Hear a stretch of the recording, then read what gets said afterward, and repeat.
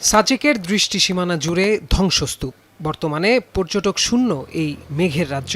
সম্প্রতি ঘটে যাওয়া অগ্নিকাণ্ডে পুড়ে গিয়েছে সাজেকের অর্ধশতাধিক রিসর্ট। আমরা যে পর্যায়ে ক্ষতিগ্রস্ত হয়েছে আসলে এটা বলে ভাষা ব্যক্ত করার মতো কিছু নাই।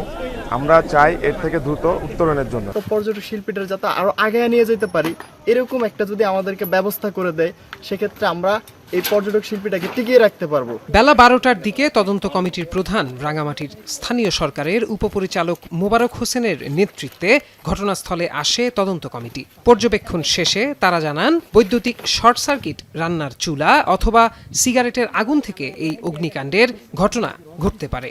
এর আগে আগুনে পুড়ে ক্ষতিগ্রস্ত 36টি ত্রিপুরা ও লুসাই পরিবারের মাঝে ত্রাণ ও নগদ অর্থ সহায়তা প্রদান করে উপজেলা প্রশাসন। সম্ভব অনেকগুলো কারণ থাকতে পারে, হতে পারে শর্ট সার্কিট অথবা সিগারেটের পরিত্যক্ত অংশ থেকেও হতে পারে। আর যেহেতু আপনারা জানেন যে রিসোর্টগুলো ইন্টেরিয়র করা থাকে, দাহ্য পদার্থ আশেপাশে থাকে, সেখান থেকেও হতে পারে। আমরা সবগুলো কারণই খতিয়ে দেখছি এবং আমরা আমাদের প্রতিবেদন সেটা বিস্তারিত উল্লেখ করব।